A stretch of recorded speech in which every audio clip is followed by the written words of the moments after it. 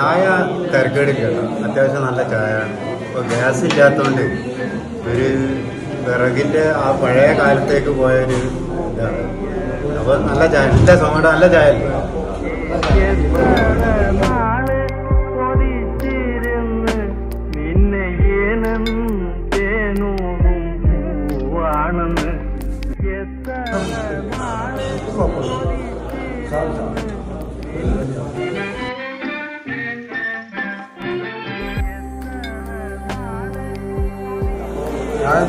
ഈ ചായ ഇവിടെ